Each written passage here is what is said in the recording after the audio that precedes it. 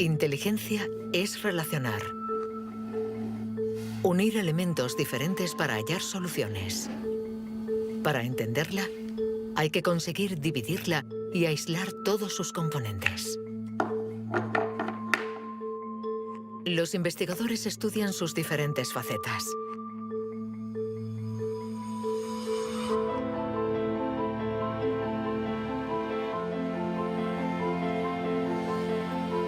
Para medir la inteligencia, una de las primeras propuestas ha sido medir la velocidad a la que reacciona el cerebro.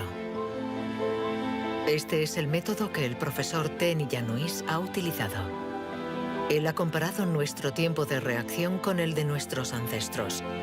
Y los resultados de su estudio no nos favorecen.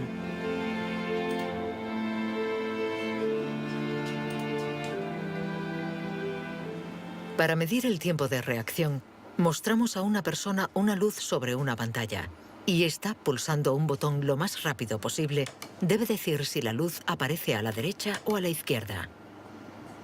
No es un acto reflejo, sino una información simple que nuestro cerebro debe procesar. Estos estudios sobre el tiempo de reacción son muy antiguos. Muchos de ellos los llevó a cabo Francis Galton, primo de Charles Darwin, entre 1860 y 1880 en Gran Bretaña. Galton hizo pruebas a muchos miles de personas representativas de la población de la época. La gente tenía entonces un tiempo de reacción muy rápido. Nosotros hemos buscado estudios comparables que hubieran sido hechos durante los últimos 120 años y hemos encontrado unos 15. Al compararlos, hemos podido comprobar que durante los últimos 150 años la gente se ha hecho cada vez más y más lenta. Para el profesor Ten Yanuis, inteligencia es velocidad. Y nuestro cerebro invierte como media 50 milisegundos más que el de nuestros bisabuelos a la hora de procesar una información simple. 50 milisegundos más puede sonar como un algo ridículamente breve. Pero si pensamos en las miles y miles de decisiones que debemos tomar cada día, y somos un poco más lentos en cada decisión, esto puede tener consecuencias muy, muy importantes.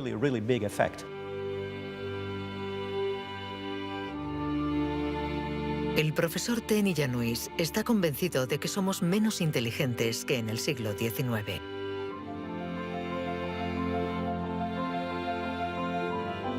Y la prueba está en la increíble capacidad de invención de este periodo, marcado por una explosión de las innovaciones, de la creatividad, de las ideas. En el siglo XIX hubo muchas innovaciones fantásticas. Hay estudios que muestran que el número de inventos por habitante era 4 veces mayor que hoy en día. El profesor Ten Yanuis piensa que nuestra inteligencia está en declive desde hace por lo menos 150 años. Pero en el siglo XIX, Sir Francis Galton ya pensaba que los ingleses eran bastante menos inteligentes que los griegos de la antigüedad, donde no faltaban las mentes brillantes. Entonces, ¿y los predecesores de los griegos, los hombres prehistóricos? Es extremadamente difícil medir su inteligencia. Sin embargo, en el Instituto Max Planck de Leipzig intentan responder a esta pregunta reconstruyendo el cerebro de nuestros antepasados de la prehistoria.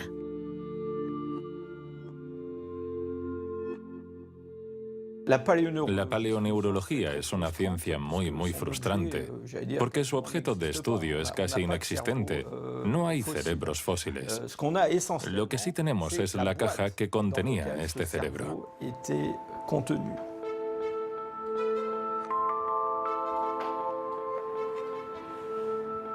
Al comparar nuestro cerebro con el del hombre prehistórico, los científicos han encontrado diferencias no solo en la forma, sino también en el tamaño. Algunos de estos individuos tenían un cerebro más grande que el nuestro. Sabiendo que todo lo que somos, todo lo que pensamos, Nuestros recuerdos, la personalidad, las emociones, el lenguaje, todo depende de este órgano. Entonces, ¿es que la inteligencia está relacionada con el tamaño? Sería absurdo pensar que no hay relación entre el tamaño del cerebro y la complejidad de los comportamientos, es decir, la inteligencia. Esto lo vemos en el reino animal. Los animales llamados más inteligentes, en particular los cetáceos y algunos tipos de delfines, por ejemplo, tienen cerebros muy grandes, con un gran número de neuronas. Por lo tanto, encontramos en ellos algo que también encontramos en los grandes primates y en el hombre.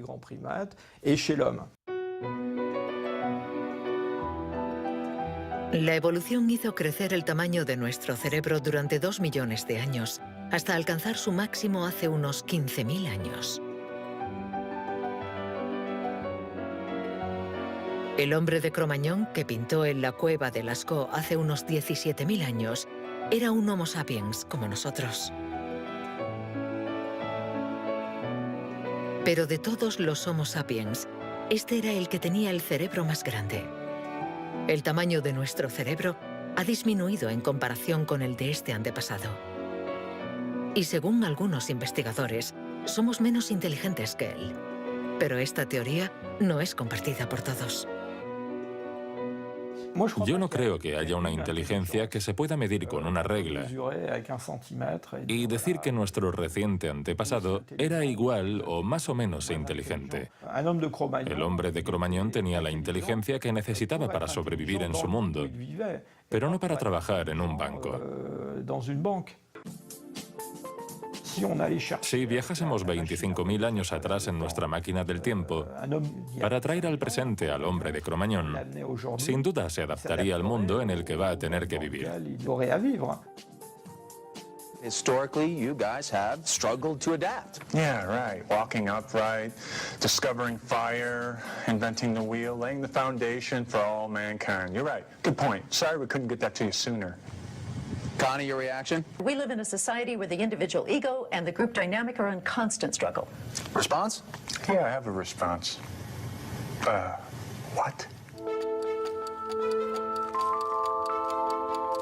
¿Más inteligente? ¿Menos inteligente? Cuando intentamos medir la inteligencia, todo se complica. Y sin embargo, lo hacemos continuamente. En las universidades del mundo entero se enseña qué es la inteligencia. Y todos nosotros, sin ser especialistas, la medimos cada día. Todos medimos la inteligencia. Si es usted soltero y va a un bar y conoce a alguien, lo más importante después del físico es la inteligencia. Medimos la inteligencia de la gente siempre. Si hablamos sobre un concepto difícil o hacemos algo que desconocen, ¿cuánto tardan en entenderlo? Medir la inteligencia analizando las respuestas. Evaluando la pertinencia de las acciones. Comparando a los individuos. Un método que dio lugar a la única herramienta de la que disponemos para medir la inteligencia. El cociente intelectual, inventado por Alfred Binet a principios del siglo XX. Alfred Binet criticó bastante a los alienistas, los psiquiatras de la época, que hacían diagnósticos para juzgar la discapacidad intelectual, separando en grandes categorías: los idiotas, que tenían el grado más alto de discapacidad, después los imbéciles y luego los tontos. En opinión de Binet, sus juicios eran discutibles, muy difusos y diferentes de un psiquiatra a otro. Él pensaba que eran necesarios unos criterios objetivos y una única herramienta de evaluación basada en criterios científicos. En 1905, el Ministerio de Educación francés pidió a Binet que encontrara la manera de detectar a los niños con dificultades escolares. Él no tenía ninguna teoría sobre la inteligencia, pero observando a sus hijas, pensó que podría hacer una evaluación a partir del razonamiento, la capacidad de comprensión y la memoria. Lo que finalmente intentó hacer fue encontrar para cada grupo de edad los problemas característicos de ese grupo. Por ejemplo, les enseñaba una foto y les preguntaba qué representaba. Señaló que los niños de 3 años enumeraban lo que había en la imagen. Hay un señor, una señora, un banco, un árbol. Los de 7 u 8 años describían la imagen. Hay un señor y una señora sentados en un banco. Y por último, los de 12 años interpretaban la imagen.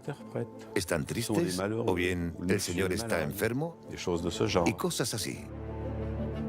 Así, Binet desarrolló junto a Théodore Simon el primer test de inteligencia.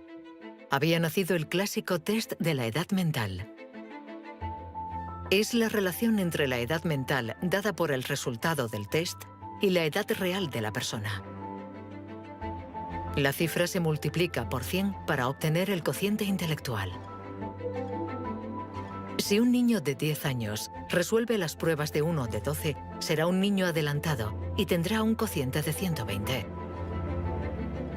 La idea era relacionar el rendimiento de un individuo con el de otros individuos comparables, es decir, los que están exactamente en la misma categoría de edad, la misma cultura, etc.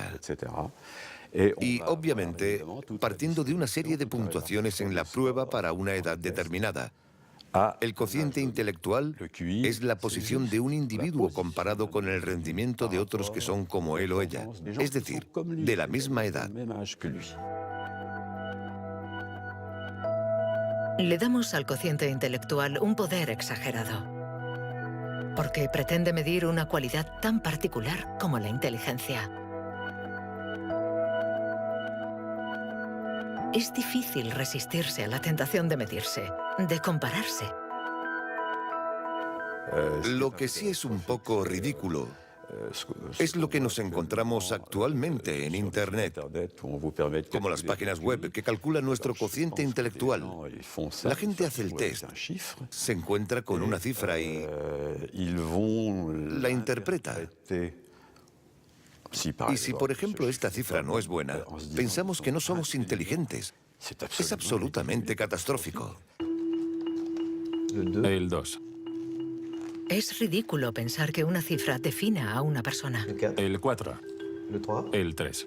Solo un psicólogo hará un test fiable del cociente intelectual. El 2. Ya que debemos saber cómo interpretarlo en relación con el pasado del individuo, su presente El 2 y el 3. y su personalidad. Este cociente mide la inteligencia. Compara a las personas. Pero nos permite saber si nuestra inteligencia ha evolucionado desde que Binet lo inventó hace más de un siglo.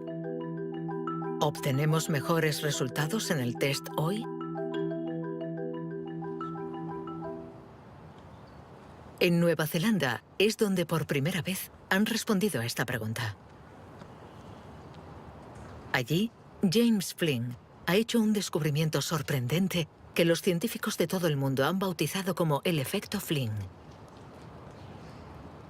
El efecto Flynn supone el descubrimiento de que todas las naciones que entraron en la era industrial han obtenido mejoras considerables en los tests de cociente intelectual. He revisado toda la variedad de estas pruebas en 40 países, como en Francia, Holanda o Noruega, donde los jóvenes habían sido llamados al servicio militar. Se les ha dado cada año exactamente el mismo test, y las mejoras son muy evidentes. Hace 1 o 2 generaciones, la gente obtenía una media de 30 respuestas sobre 60. Hoy obtienen 45. Después de evaluar decenas y decenas de estudios, James Flynn ha mostrado que desde hace más de 60 años obtenemos mejores resultados en estos test. ¿Quiere esto decir que ahora somos más inteligentes que nuestros abuelos? Un cambio en el cociente intelectual no significa necesariamente un cambio en la inteligencia. Pongamos un ejemplo. Una persona hace hoy el test por primera vez. Si hace el mismo test al día siguiente, existe un efecto de aprendizaje. Su puntuación va a ser más alta, pero no quiere decir que se haya hecho más inteligente. Solo significa que se ha familiarizado con el test.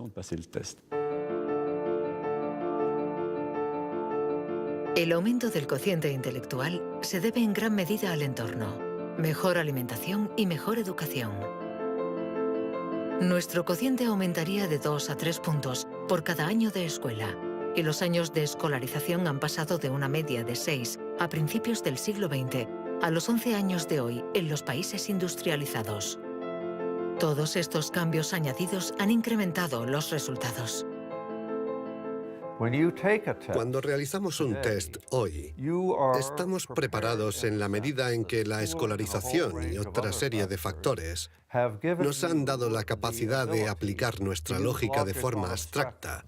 Es decir, que podemos ver una serie de números y acertar el siguiente.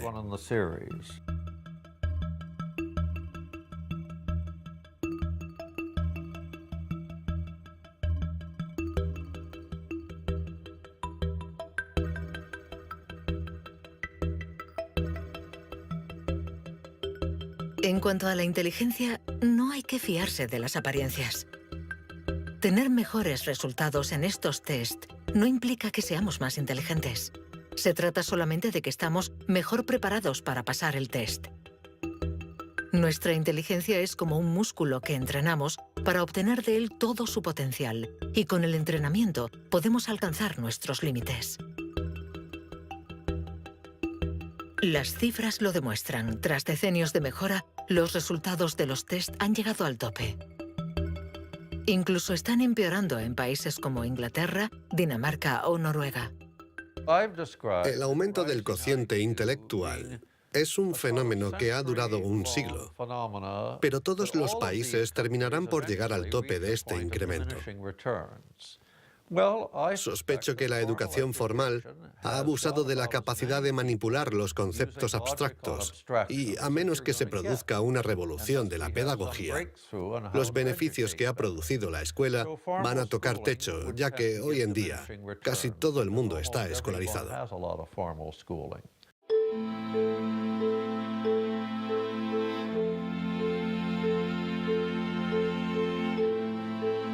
Un cociente estancado. Cerebros cada vez más lentos y más pequeños. ¿Dónde está nuestra inteligencia? Las primeras herramientas para medir la inteligencia se inventaron hace más de un siglo.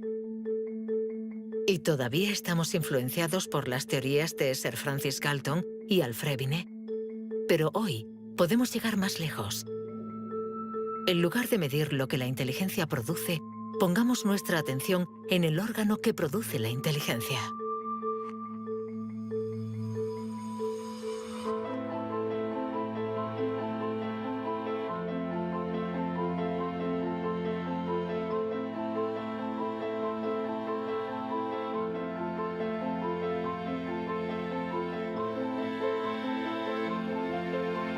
Richard Heyer es psicólogo y neurocientífico en la Universidad Irvine de California. Desde hace más de 30 años, intenta averiguar cómo es un cerebro inteligente. Gracias a los progresos de los instrumentos de observación, Heyer y su colega, el profesor Rex Jung, investigan en qué lugar del cerebro se aloja la inteligencia. Veamos el cerebro de Richard Heyer. Vemos un bonito cerebro. El doctor Heyer es una persona brillante e inteligente y vemos todas las regiones que sustentan su inteligencia.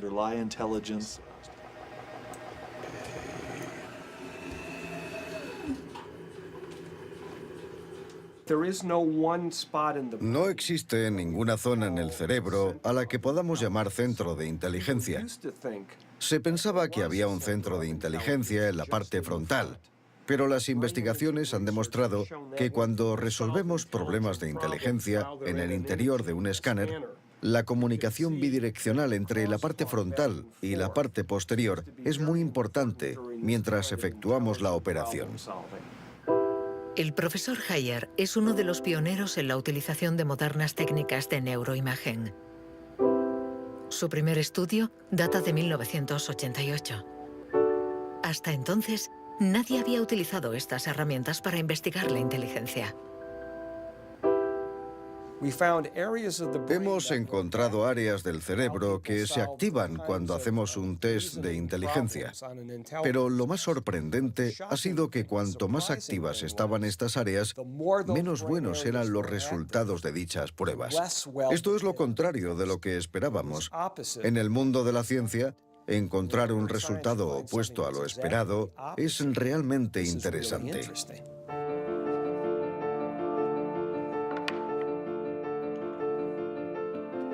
Un cerebro inteligente no es un cerebro que funciona más, sino todo lo contrario. Es un cerebro que funciona menos. Esto es lo que llamamos neuroeficacia. Ser inteligente consiste en resolver un problema con el mínimo esfuerzo.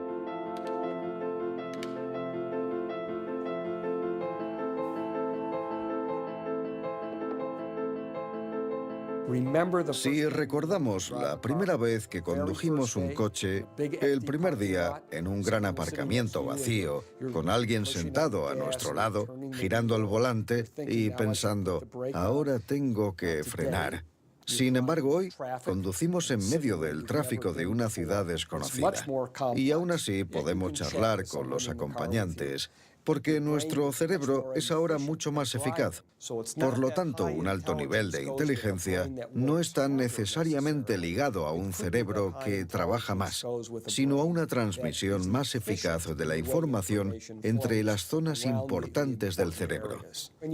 Cuando se piensa en un proceso tan complejo como la inteligencia, debemos imaginar que el cerebro es como una orquesta con distintas secciones. Pero el verdadero misterio está en cómo interactúan estas secciones, porque, como sabemos, esta orquesta no tiene director. Si el cerebro es una orquesta, entonces la inteligencia es la música.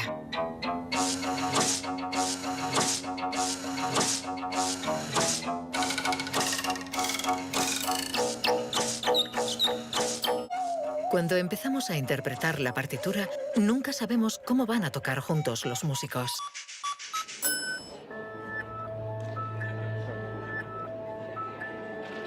En la Universidad de la Sorbona, el profesor Olivier Houdet busca un director para esta orquesta. Para encontrarlo, mide la actividad eléctrica del cerebro mientras los niños resuelven problemas. Lo que le interesa es lo que él mismo llama bugs de inteligencia. Mostramos a un niño una imagen con 1, 2, 3, 4, 5 babars separados y 5 babars juntos. Y le preguntamos si hay el mismo número de babars en la parte de arriba y en la de abajo. Hasta los 7 u 8 años, todos los niños del mundo responderían, hay más arriba, porque la imagen es más larga. El cerebro de los niños es fácil de engañar por la inteligencia visioespacial, según la cual longitud es igual a número. Esto significa que tenemos caminos neuronales distintos para resolver una misma tarea.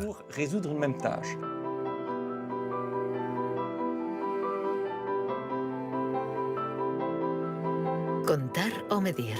Hay muchas soluciones para un mismo problema, y nuestro cerebro está continuamente luchando para inhibir las estrategias negativas. Lo que queremos mostrar, y esta es la originalidad de nuestro laboratorio, es que la inhibición es sin duda el proceso clave y positivo de la inteligencia, porque nos permite resistirnos a nosotros mismos. Resistirnos a nosotros mismos es aprender a controlar las interferencias que perturban a nuestra inteligencia. El test de Stroop es uno de los métodos de observación de estas interferencias. Consiste en decir el color de una palabra sin leerla. Azul, amarillo, rojo, amarillo, verde. ¿Rojo, verde? ¿Verde? ¿Rojo? verde, amarillo, Amarillo, rojo. amarillo, amarillo, rojo. ¿Amarillo? ¿Rojo? Amarillo, amarillo. rojo, verde, ¿Rojo? ¿Amarillo? ¿Azul? ¿Verde?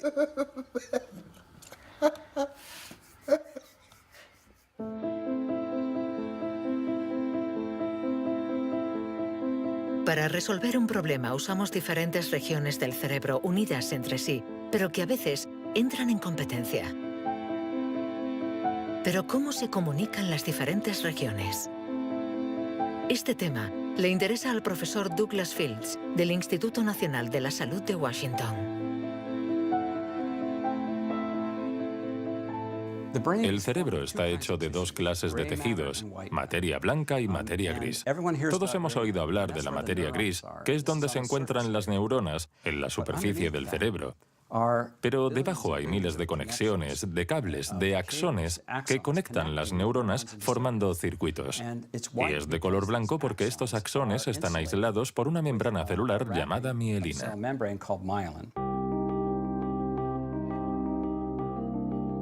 La mielina envuelve los axones y permite que la información circule de forma rápida y eficaz en el cerebro.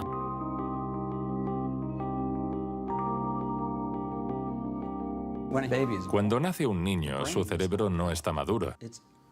Sus funciones son mínimas. Un bebé no puede hacer casi nada. No puede alimentarse, su visión es muy limitada, no puede andar ni sujetar su cabeza. Esto se debe a que nuestro cerebro está siendo permanentemente moldeado por el entorno. Y una de las cosas más interesantes respecto a la mielina es que se forma después de nacer. La mielina es esencial para que la información circule de forma eficaz por el cerebro. Es esencial para nuestra inteligencia. Pero en la actualidad, la formación de la mielina está alterada. Barbara Demnex, endocrinóloga del Museo de Historia Natural de París, estudia cómo nuestra inteligencia está amenazada por uno de los azotes del siglo XXI. La contaminación. En cualquier parte del mundo donde vivas, estarás expuesto a ciertas sustancias químicas que interfieren en el funcionamiento de la hormona tiroidea. Esta es la hormona producida por la glándula tiroides que está en la base del cuello. Es necesaria para el desarrollo del cerebro desde las primeras etapas del feto hasta una edad más avanzada como la mía, para asegurar el mantenimiento de las funciones mentales, incluida la mielinización. La Autoridad Europea de Seguridad Alimentaria ha analizado 297 pesticidas. Entre ellos, más de 100 afectan al funcionamiento de la hormona tiroidea, como el bisfenol A, el PCB y los productos ignífugos. Productos químicos con los que estamos en contacto a diario. El equipo de Barbara Demnex ha demostrado que estos productos bloquean los receptores específicos de la hormona tiroidea de cada una de las células cerebrales y los efectos son considerables. Hay una evidencia sólida. Los científicos hemos observado los niveles de exposición en las madres. Se han comparado diferentes niveles de exposición y hemos visto que los niveles más elevados estaban asociados a una pérdida de 5 a 6 puntos de cociente intelectual en sus hijos. Cierto es que la mayoría de nosotros no percibimos la diferencia, pero es evidente que 5 puntos menos de cociente intelectual pueden suponer una gran diferencia en cuanto al éxito escolar o al éxito en la vida. Y saberlo puede ser muy preocupante para los padres.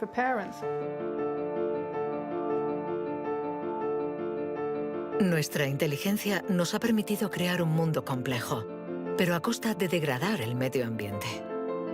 Y podríamos estar pagando el precio si esta degradación afecta a nuestro cerebro, actuando, por ejemplo, sobre la mielina.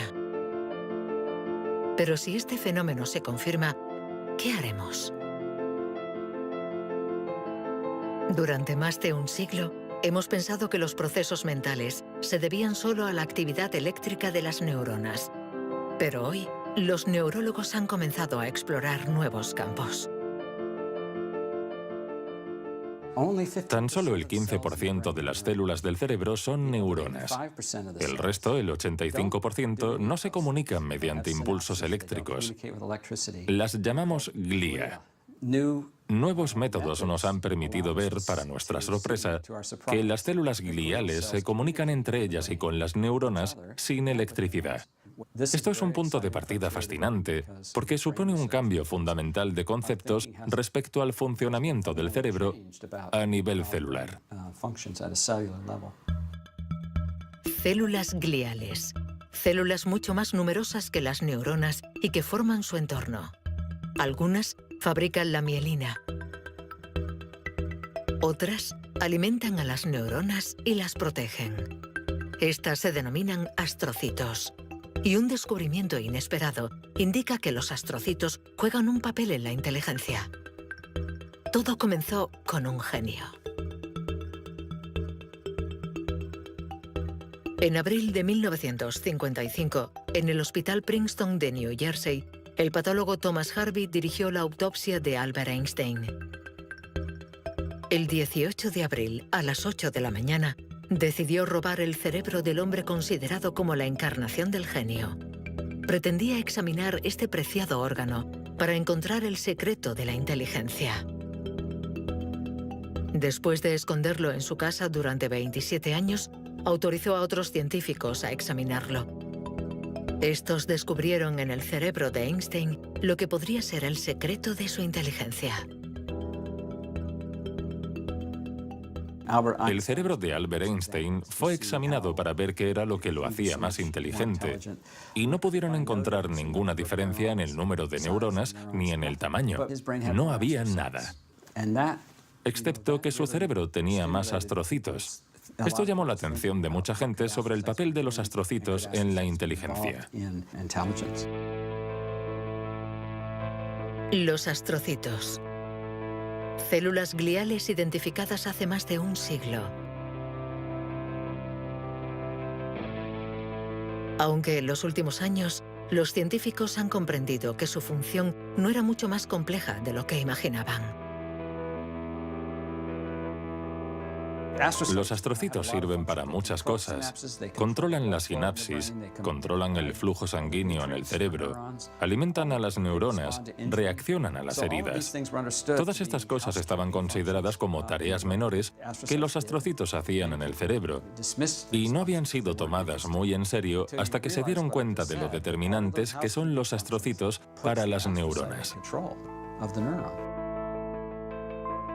Un astrocito humano controla cientos de neuronas, muchas más que, por ejemplo, un astrocito de ratón.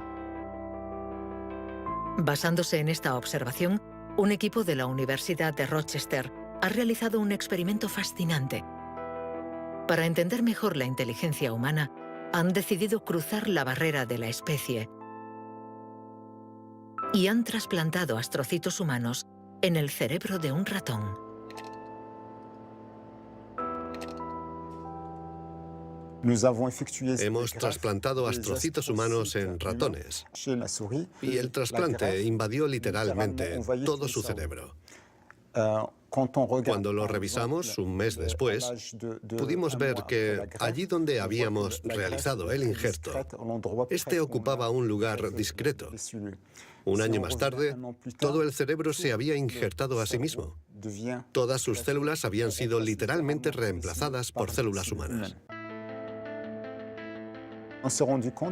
Y nos dimos cuenta de que estos ratones tenían más memoria y más capacidad de aprendizaje que los no injertados. Para comprobar las capacidades de los ratones con el cerebro modificado, los metieron en un laberinto. Resultado: los injertados encontraron la salida 2 veces más rápido que los no injertados. Este experimento no deja lugar a dudas. Los astrocitos favorecen la memoria y el aprendizaje. Juegan un papel clave en nuestra inteligencia.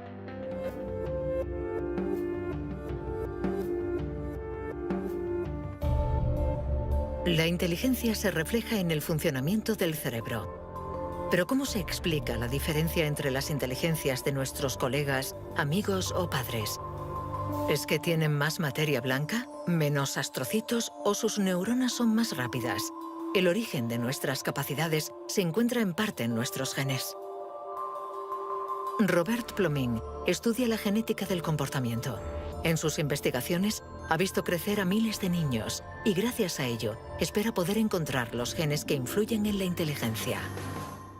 A menudo la gente desea saber en qué medida la inteligencia viene determinada por los genes. En primer lugar, hay que insistir en que la palabra determinar no es adecuada. Debemos decir influenciar, ya que, como sucede con el tamaño, está estrechamente relacionado con los genes, pero no determinado por ellos. Si somos altos, es probable que nuestros hijos sean más altos que la media, pero si están mal alimentados o enfermos, serán más bajos. Esto no es determinar, es influenciar. En otras palabras, los genes nos dan el potencial y el entorno decide el resultado final.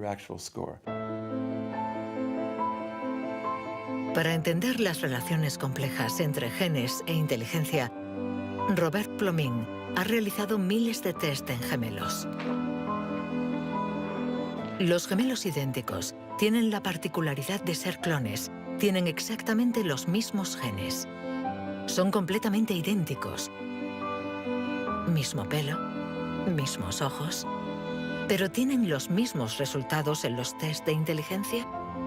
La respuesta es sí. Sus resultados se parecen mucho más que los de otros hermanos. Esta es la prueba de que, sin ser completamente determinantes, los genes sí juegan un papel crucial. La mayoría de los países del mundo, más de 100, dispone actualmente de registros de gemelos porque reconocen la importancia del método gemelar a la hora de calcular la influencia de los genes. La siguiente etapa de nuestras investigaciones consiste en encontrar los genes responsables de la inteligencia. Para esto, Robert Plomin ha utilizado chips de ADN capaces de detectar más de 1 millón de marcadores genéticos. Comparando el ADN de los que tenían buenos resultados en los test, Plomin quería saber si ciertos genes se dan con más frecuencia. Pero la identificación precisa de estos genes es mucho más complicada de lo que esperaba.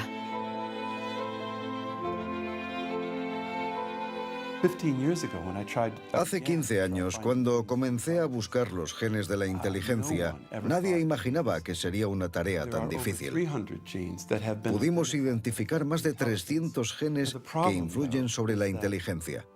El problema era que habíamos estudiado solo el 1%.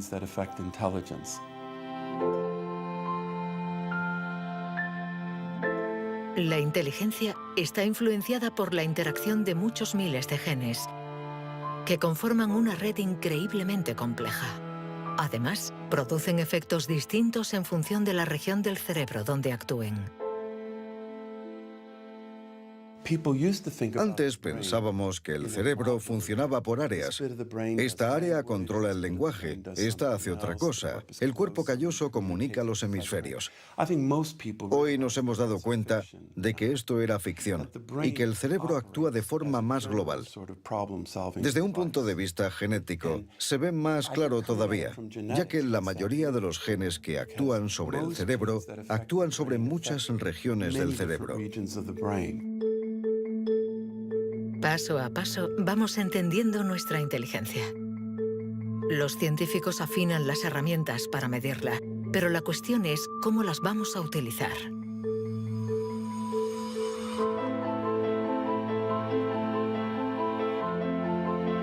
La inteligencia es lo que mejor predice nuestro nivel de estudios o nuestro empleo. Por lo tanto, hablar de la inteligencia es delicado, ya que tendemos a valorar, clasificar y jerarquizar con el riesgo a equivocarnos que conlleva. El error de razonamiento está en considerar que la inteligencia puede ser esencialmente hereditaria. Y esto nos ha llevado a divagaciones, en mi opinión, total y absolutamente ridículas. Por ejemplo, en 1924, creo, se votó en Estados Unidos una ley que restringía la inmigración mediante cupos. Porque en los test daban resultados menos buenos.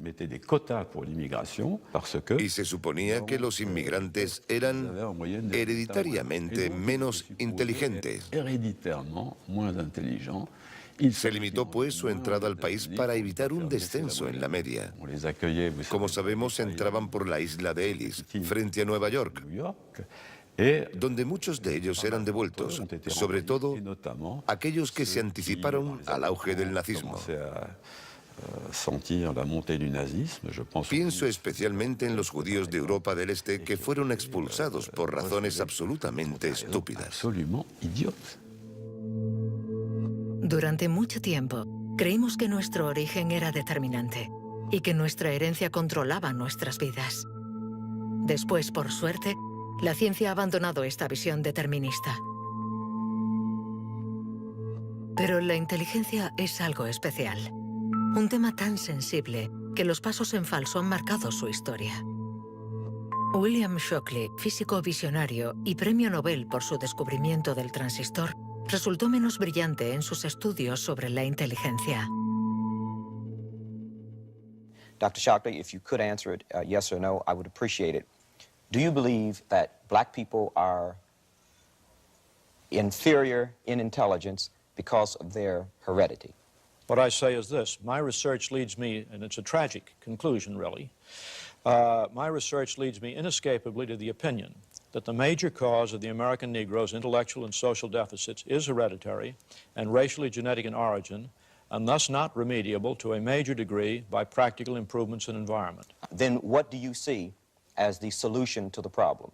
I would propose that you would offer a bonus to everyone to be sterilized. The offer is based upon the best estimates, best scientific estimates that one can have of any genetically carried disabilities. 1974, prácticamente ayer. Una época nada lejana. Algunos utilizaban el cociente intelectual para justificar su racismo y excluir lo diferente. Joseph Skobanek sufre el síndrome de Asperger, una forma de autismo compatible con un cociente elevado. Graduado en ciencias políticas, doctor en filosofía y escritor, con 6 años no hablaba una palabra. Hoy habla 7 idiomas, entre ellos el hebreo, el árabe, el persa y el azerí. Yo formaba parte de esos niños cuyo destino era la basura. Durante mucho tiempo nos dijeron que las personas autistas eran deficientes intelectuales. Autismo llegó a ser casi sinónimo de discapacidad intelectual. Sin embargo, hoy sabemos que esto no es así. Toda sociedad humana necesita una jerarquía. Necesita gente que marque la diferencia. Y tendemos a resumirlo todo bajo un criterio único. En Estados Unidos, la calidad humana y las jerarquías se definen por el cociente intelectual. En Francia puede ser cualquier concurso administrativo. En la China imperial eran los famosos exámenes del mandarín. Pero todo esto reposa sobre una idea central y, sin embargo, errónea, la de que hay una única escala para medir la inteligencia de la humanidad. Y todo aquel que predica estas teorías se sitúa a sí mismo en lo más alto. La inteligencia como escala única de la humanidad. ¿Pero se puede definir lo humano desde una sola dimensión? ¿Podemos ser definidos tan solo por la inteligencia cuando ella misma tiene tantas facetas distintas?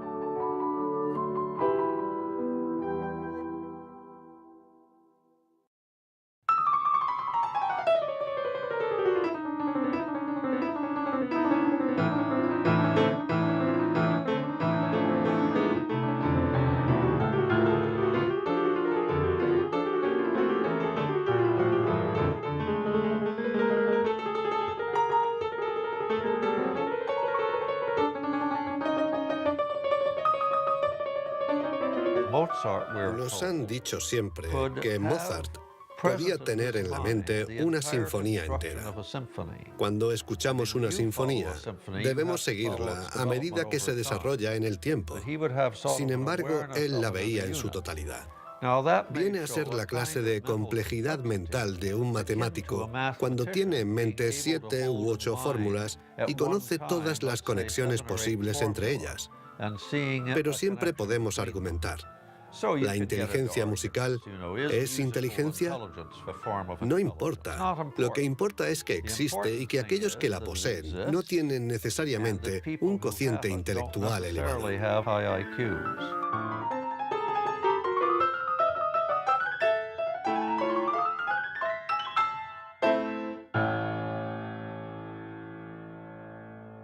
Siempre ha existido una reticencia a considerar que existen formas distintas de inteligencia y una cierta tendencia a querer determinar un cociente intelectual general.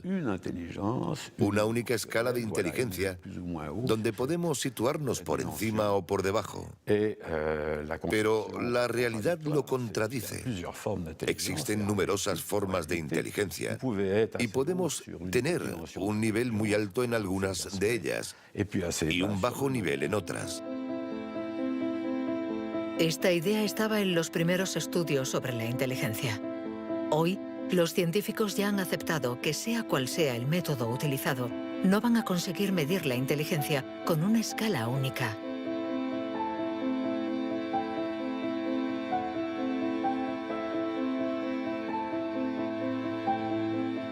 En la Universidad de Nuevo México, el profesor Rex Jung está convencido de que para resolver cualquier tipo de problema usamos distintos tipos de razonamiento. Y lo que llamamos inteligencia no es sino uno más de ellos. Creo que la creatividad es otro modelo de funcionamiento del cerebro y lo que intento averiguar es si es diferente a la inteligencia o similar. ¿Estamos hablando de lo mismo o de algo distinto? Y he llegado a la conclusión de que la creatividad es un proceso de razonamiento básicamente diferente.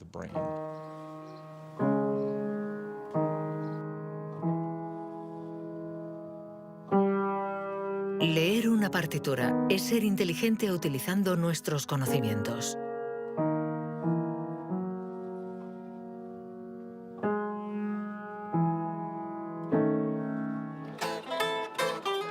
Improvisar es ser inteligente inventando y siendo creativo.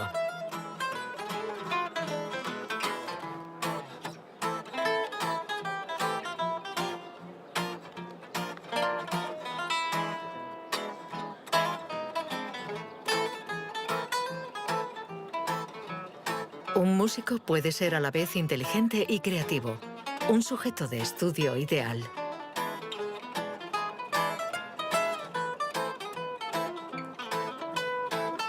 El profesor Jung ha estudiado numerosos cerebros para saber cómo pueden coexistir inteligencia y creatividad. Trabajo sobre la hipótesis de que son complementarias y que hay dos redes diferentes en el cerebro que cooperan para permitirnos razonar. Una es un tipo de razonamiento inteligente y la otra un tipo de razonamiento creativo. Y las dos son extremadamente importantes. Estamos muy cerca de comprender cómo funcionan.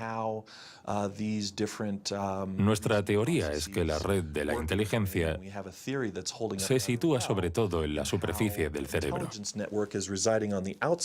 Con la creatividad las cosas son diferentes, porque depende principalmente de la llamada red de modo por defecto, situada en el interior del cerebro.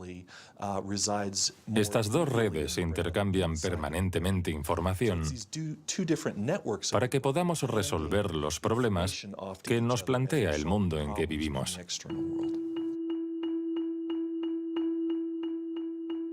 Todos hemos experimentado esa sensación de una idea que surge de no se sabe dónde con la fuerza de la evidencia. Lo que nos revelan los neurocientíficos es que la forma de razonamiento inventivo creativo es una única forma de razonamiento. ¿Podemos ser inteligentes sin ser creativos? ¿O creativos sin ser inteligentes? ¿Esta cuestión tiene sentido?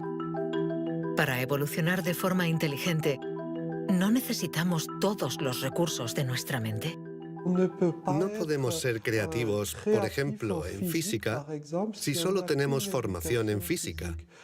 Para ser creativos en física, necesitamos estar educados en ese universo extraño y poder utilizar y reutilizar los mecanismos mentales que hemos aprendido en otros contextos. El problema de las investigaciones estériles es que se encierran en su burbuja y no dan ni reciben información. Por el contrario, las personas creativas son aquellas que importan ideas de un universo a otro.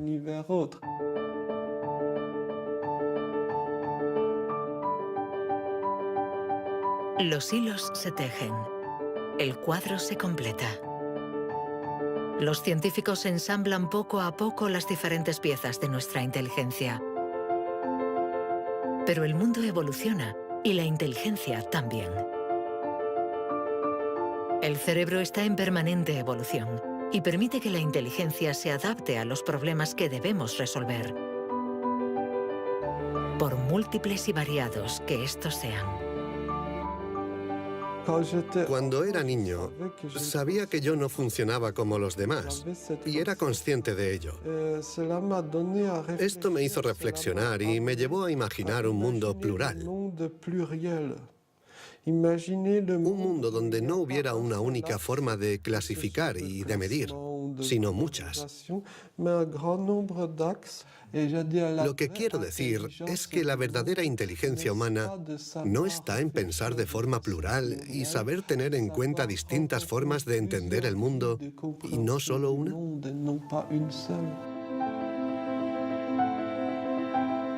El papel de la ciencia no debe ser el de decir si somos más o menos inteligentes que nuestros vecinos o que nuestros antepasados, sino el de ayudarnos a entender cómo funciona nuestro cerebro. Así, sabremos cuidar nuestra inteligencia y también mejorarla para tejer hilos de unión entre nosotros y la diversidad que nos rodea.